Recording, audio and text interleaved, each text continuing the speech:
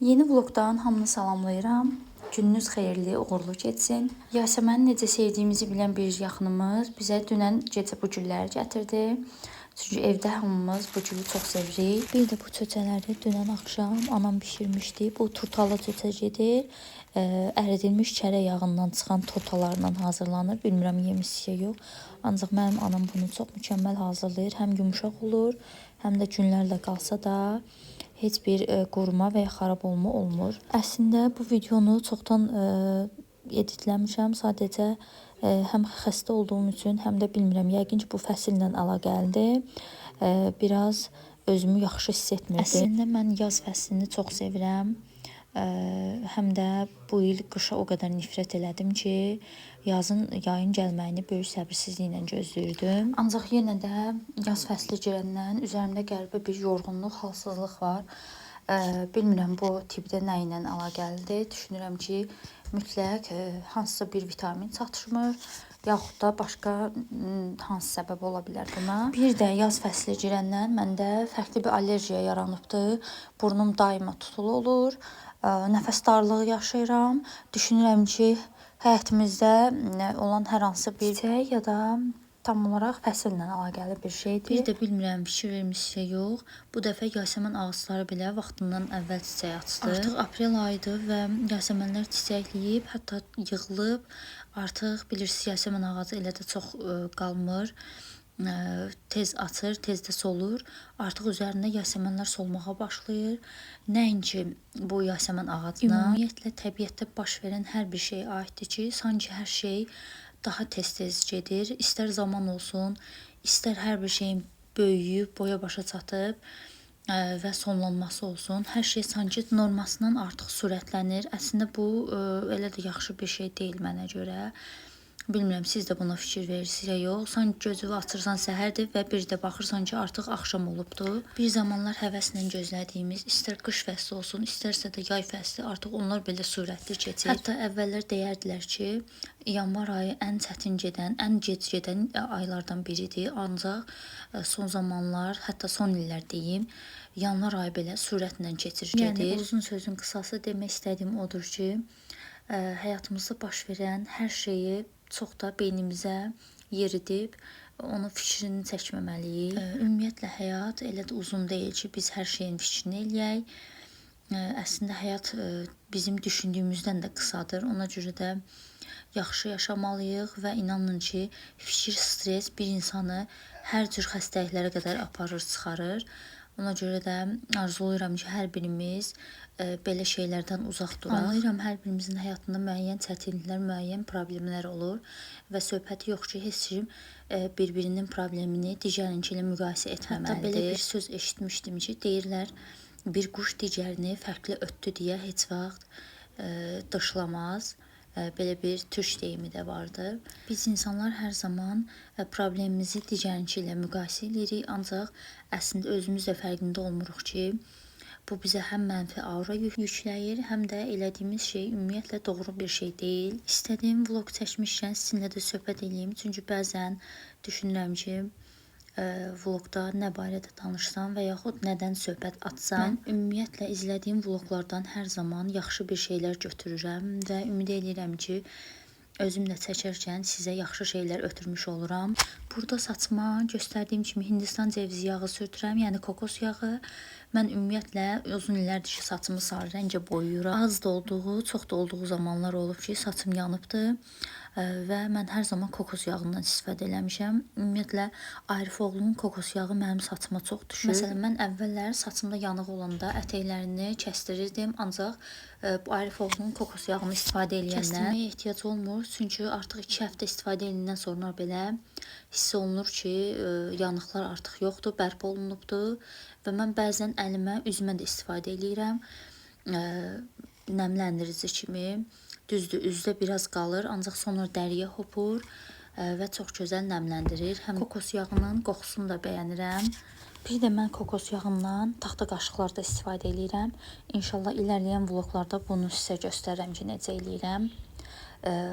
Kokosu taxta qaşıqlara sürtürəm və bu onların ömrünü daha da uzadır. Bu arada qızlar, oğlum yeriməyə başlayır və inanın ki, əvvəlkindən də çox yoruluruq. Çünki hər dəqiqə arxasına düşüb onu qorumaq lazım olur.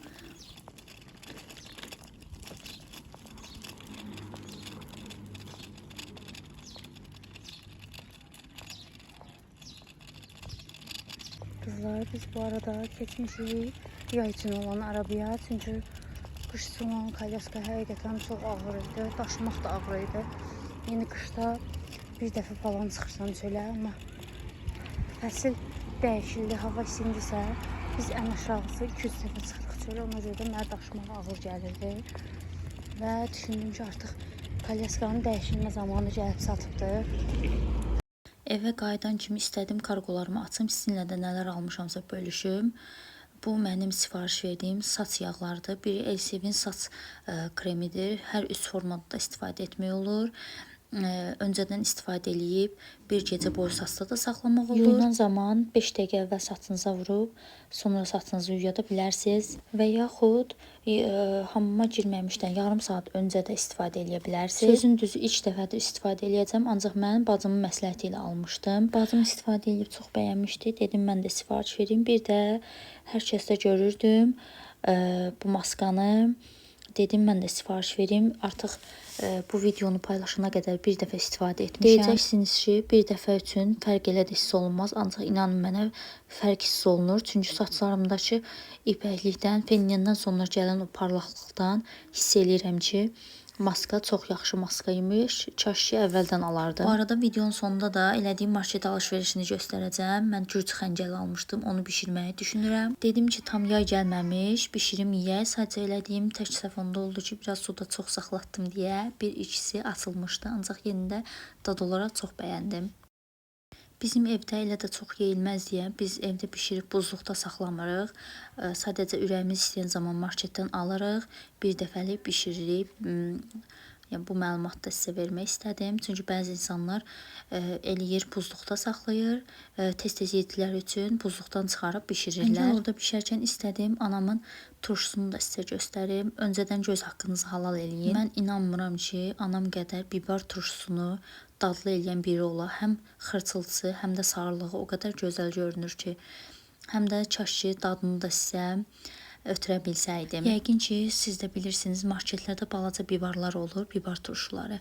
Baxın, bu o bibar turşusundan belə daha dadlıdır. Mən əvvəllər ondan o qədər alıb yeyirdim ki, sonra anam belə evdə hazırladı. Artıq bibar turşusu biz almırıq. Bu arada mən göbələk yeməyi sevmədiyim üçün bu yeməyi yemirəm. Ona görə gürcü xəncəli eləməyi düşündüm. Ancaq ümumiyyətlə mən indiyənə qədər göbələkli heç yeməmişəm. Dadını bilmədiyim şeyi niyə bəyənmirəm, onu da bilmirəm. Artıq xəncəlimiz də hazırdır.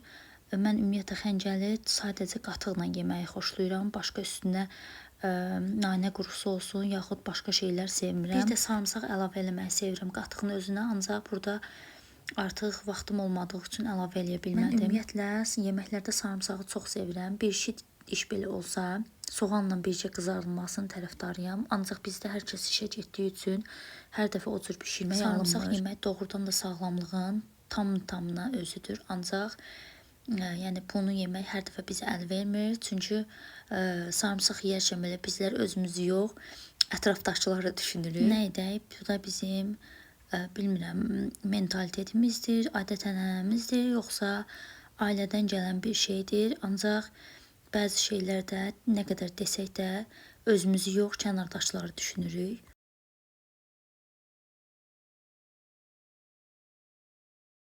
Burada sağ olsun artıq atam mənə qulluq eləyir.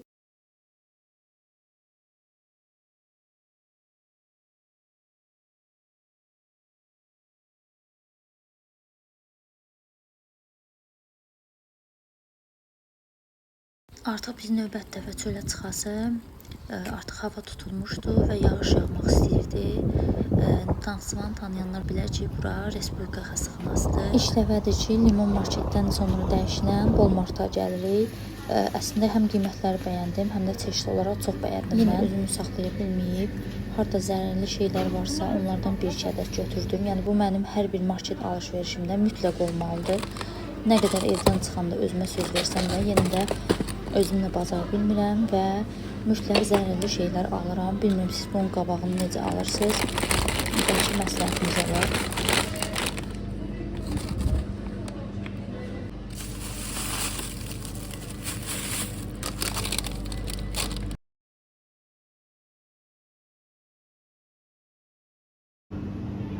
Bu arada Millanın bu cavallı yoğurtundan almışdım keçən dəfə, ancaq dadını heç bəyənmədim.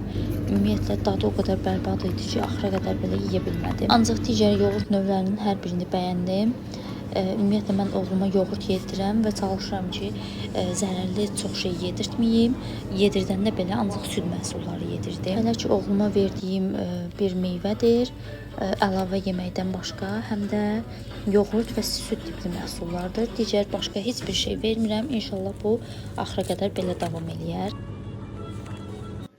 Bu market balaca olsa da ümumiyyətlə buradan əliboş qayıtmaq kimi bir söhbət ola bilməz. Çünki istədiyiniz hər bir şeyi tapa bilərsiniz. Naxçıvanda yaşayanlar vardırsa, əlbəttə ki bu reklam deyil. Həqiqətən də özümün alıb bəyəndiyim şeyləri sizinlə də bölüşmək istədim deyə bölüşürəm.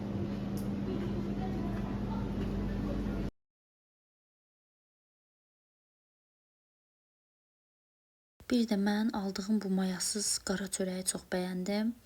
Həm buzluqda saxlayıram, uzun müddət mühafizə olunur, yaxşı şəkildə qalır. Həm də dad olaraq çox bəyəndim. Normalda heç bir qara çörəyi elə də bəyənməzdim, ancaq bunun dadı həqiqətən də çox yaxşı idi. Qiymətdə 1 manat 40 qəpik idi, səhv eləmirəmsə. Murphy'sin bu saç şəkilləndirisində arada dəyişiklik olsun, saçımı qıvrım eləyim deyə aldım. İnşallah saçlarımı tökməz. Çünki bir dəfə istifadə elədim və çox bəyəndim. Bu arada qızlar, mən həftədə bir dəfə yedili şəkildə pişik yemi alıram və bunu aldığım quru yeminlə qarışdırıb pişiyimizə verirəm. Həm belə daha dadlı olur, həm özü üçün ağız dəyişikliyi olur. Nə qədər heyvan olsa da düşünürəm ki, o da arada fərqli şey yemək istəyir, həm də daha doyumcul olur. Bunu da sizinlə bölüşmək istədim.